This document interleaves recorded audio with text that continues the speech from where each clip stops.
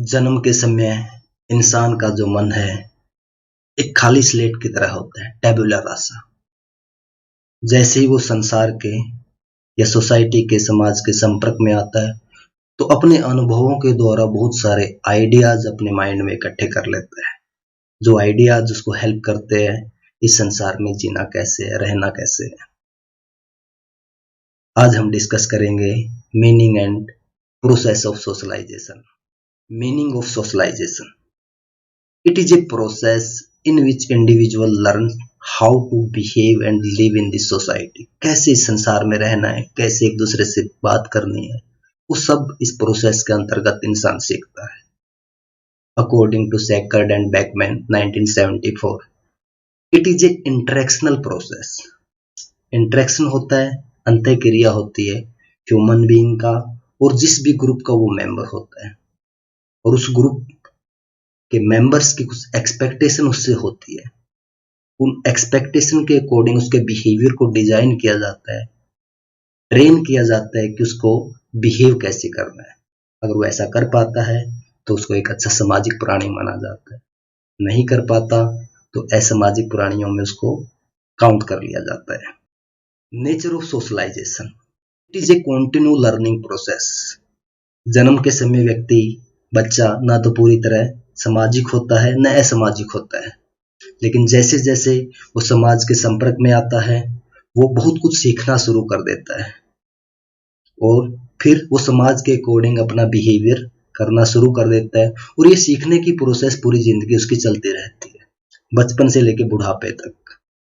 और ये प्रोडक्ट होती है ह्यूमन बीइंग का सोसाइटी के साथ, समाज के साथ जो इंटरेक्शन होता है उसी के आधार पर ये सारा का सारा अनुभव या जो भी सोशल बिहेवियर वो करना सीखता है वो उसी के आधार पर वो सीखता है। एज के अकॉर्डिंग समाज के व्यक्तियों की उसके प्रति एक्सपेक्टेशन, उम्मीदें या डिमांड्स चेंज होती रहती है। अगर वो ऐसा कर पाता है तो उसको एक अच्छा सामाजिक प्राणी माना जाता है। It involve cultural assimilation and cultural transmission. इसमें कल्चरल एसिमिलेशन भी होता है और ट्रांसमिशन भी होता है। जो भी किसी संस्कृति के द्वारा, किसी भी कल्चर के द्वारा सिखाया जाता है वो एक जनरेशन से दूसरे जनरेशन में, एक जहन से दूसरे जहन में वाहन होता रहता है, पहुंच जाता है इस संसार में रहना कैसे है। और ये टाइम और प्लेस, स्थान के अकॉर्डिंग भी इस पर प्रभाव आता है। आप किस जगह पे हो, किस कल्चर में हो और कौन से दौर में हो, किस समय में हो, इसका प्रभाव भी सोशलाइजेशन के ऊपर देखा जाता है। एक प्रकार से सेल्फ डेवलपमेंट इसमें होता है, लेकिन ये भी मानना जरूरी है, ये भी समझना जरूरी है, जो भी हम सीखते हैं इस समाज के साथ इंटरेक्शन से, हर प्रकार का सीखना, all learning is not socialisation. किसी को चोरी करने की आदत हो गई तो उसको हम सामाजिकरण में काउंट नहीं करेंगे, वो एक असामाजिक व्यवहार है, उस व्यक्ति को असामाजिक तत्व इस श्रेणी में। सामाजिकरण को एक प्रोसेस के थ्रू गुजरना पड़ता है। जैसे कि हमने कहा कि एक प्रोसेस है पूरी जो बचपन से बुढ़ापे तक चलती है। इस प्रोसेस को अलग अलग स्टेजेस में हम पढ़ेंगे। Infancy stage, early childhood stage, letter childhood stage, adolescence, adulthood, old age. अब इनका डिटेल में अध्ययन करते हैं। शैशव अवस्था, जन्म से 2 साल तक। ओरल स्टेज भी सिगमंड फ्रॉइड ने इसको कहा है। ओरल इसलिए, मौखिक इसलिए क्योंकि जब बच्चा छोटा होता है कुछ भी वस्तु उसके हाथ में दे दी जाए तो उसके माउथ में वो डालने के, अपने मुंह में डालने की उसकी कोशिश रहती है, लेकिन वो एक अनुभव रहता है उसका, उससे जो भी वो इंटरेक्शन से जो भी वस्तु उसने मुंह में डाली है उससे कुछ ना कुछ उस इंटरेक्शन के थ्रू सीखता रहता है। ओरल का ही सबसे बड़ा योगदान होता है इस इन्फेंसी स्टेज में सोशलाइजेशन के दौरान। 2 महीने का बच्चा सोशल स्माइल करना शुरू कर देता है। अपने मुख से, अपने मुख की भाव भंगिमा से वो कहीं ना कहीं दूसरों को जाहिर करना शुरू कर देता है कि मैं आपको जानता हूं, मैं आपको पहचानता हूं। लेकिन जैसे ही कोई स्ट्रेंजर व्यक्ति अजनबी व्यक्ति उसको अपनी गोद में लेने की ट्राई करता है, कोशिश करता है, तो वो परेशान हो जाता है। और जब उसका केयर गिवर उसको दोबारा अपनी गोद में लेता है, उस स्ट्रेंजर से जिससे वो परेशान है, वो दोबारा से एक स्माइल करता है, प्यारी सी स्माइल। एक प्रकार से समाजीकरण का ये पहला कदम, पहला स्टेप या पहली स्माइल इसको समझ लीजिए, जो इंटरेक्शन के थ्रू वो सीखना शुरू कर देता है। दूसरा बच्चा जैसे ही उसको रोता हुआ सुनाई देता है, उसके चेहरे पे एक अलग सी चिंता आपको नजर आती है। जैसे ही दूसरा व्यक्ति इसको टकटकी लगा के देखता है या कुछ इशारे या कुछ डराने की कोशिश वो करता है, इस साल के 2 साल के अंत तक वो समझना शुरू कर देता है कि वो उसको डरा रहा है, उससे प्यार से बात करना चाहता है। तो एक प्रकार से जो इंटरेक्शनल प्रोसेस यहाँ पे रहती है समाज के साथ, उस बच्चे की उसका समाजीकरण होना शुरू हो जाता है।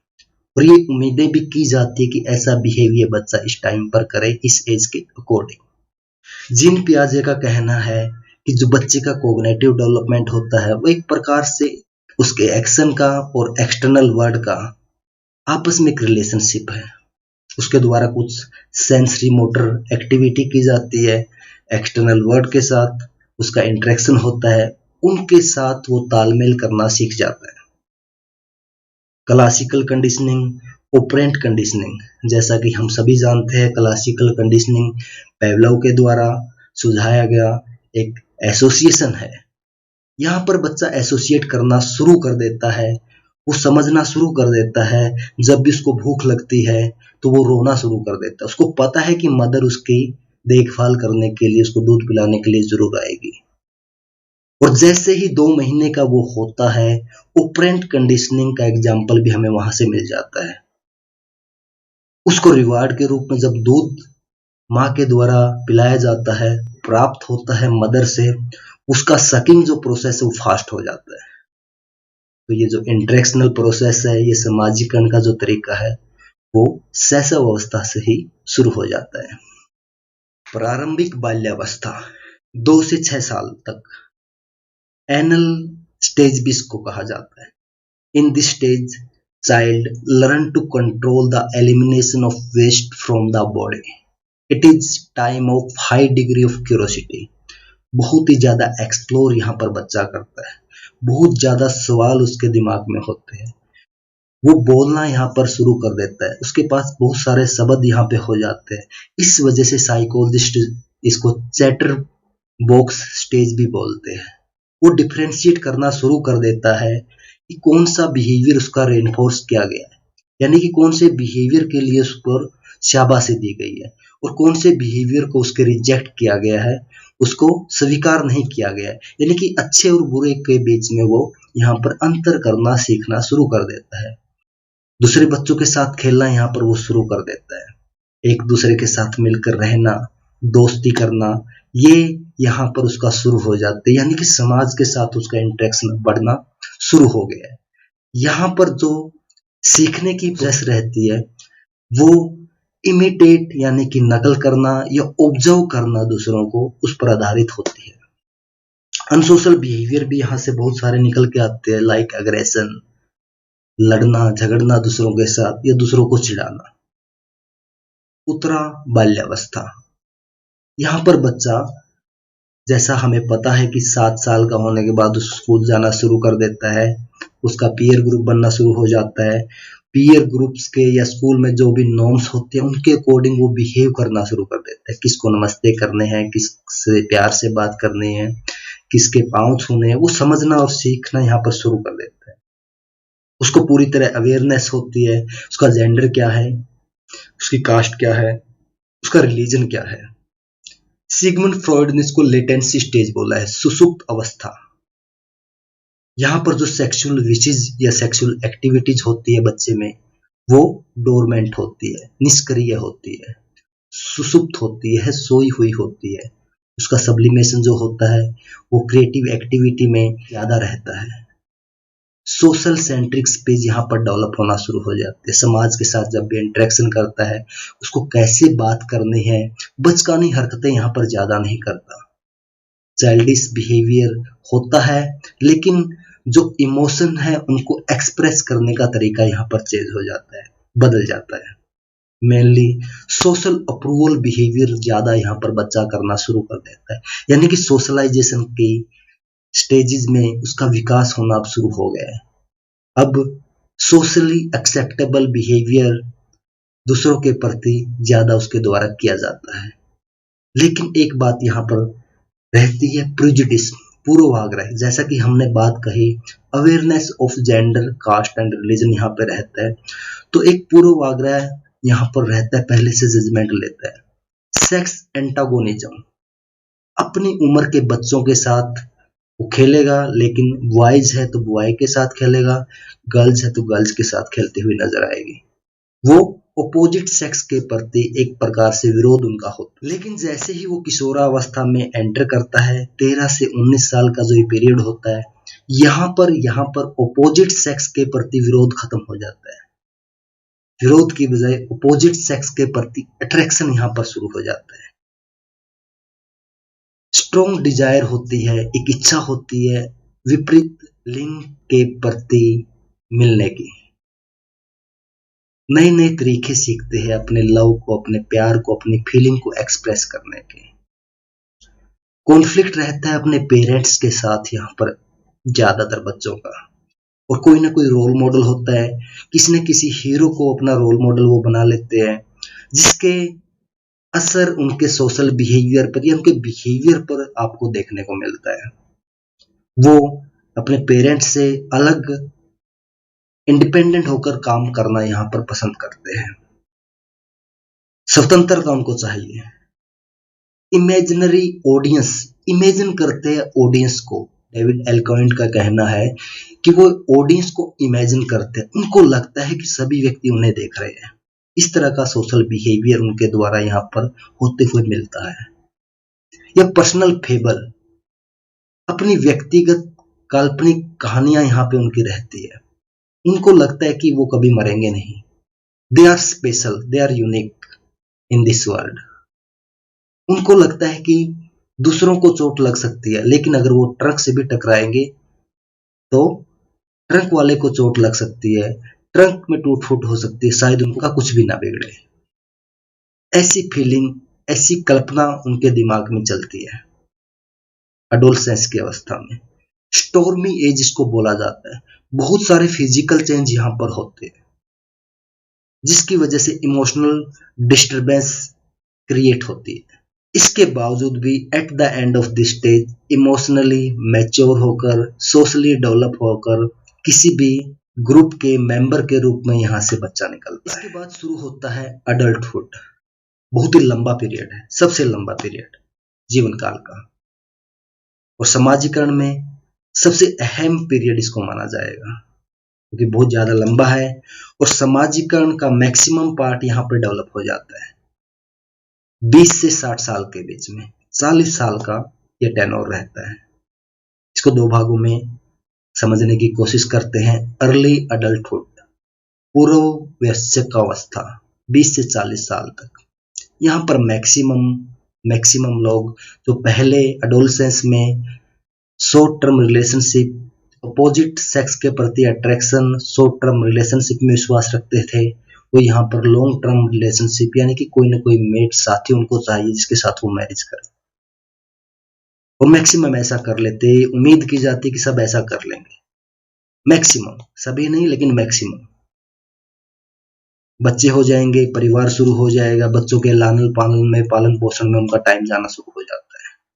कोई ना कोई जॉब को ज्वाइन कर लेते हैं, या कोई भी कार्य उनके द्वारा किया जाता है जिससे इंडिपेंडेंसी रहती है उनका इकोनॉमिक में। सोशल एनवायरनमेंट उनका ब्रॉड हो जाता है, जहां पर भी जिस भी इंस्टीट्यूट में वो काम करते हैं, जिस भी संस्था में वो जॉब के लिए जाते हैं, उसके कोलीग्स के साथ या वहां पर जो भी कस्टमर आते हैं उनके साथ उनका इंटरेक्शन होता रहता है। उनके साथ कैसे बिहेव करना है, किस प्रकार से उनको टैकल करना है, कैसे रिलेशन के साथ मेंटेन करके रखने हैं, ये उनसे एक उम्मीद होती है, एक डिमांड होती है। अगर वो ऐसा इस उम्मीद पर खरा उतर पाते हैं तो उनको एक अच्छा सामाजिक प्राणी यहाँ पर माना जाता है, और मैक्सिमम लोग ऐसा करना यहाँ पर सीख जाते हैं। इसके बाद जो लेटर अडल्टहुड आता है 40 से 60 साल के बीच में, यहाँ पर मैक्सिमम लोग इस पीरियड के दौरान अपनी जो नेक्स्ट जनरेशन है उनके वेलफेयर की बातें करना शुरू कर देते हैं, उनके साथ ज्यादा संपर्क में वो रहते हैं, उनको असिस्ट करने की कोशिश करते हैं ताकि वो भी कॉम्पिटेंट बन सके, सक्षम बन सके। एडजस्टमेंट इन फैमिली एक ये भी चैलेंज यहाँ पे रहता है,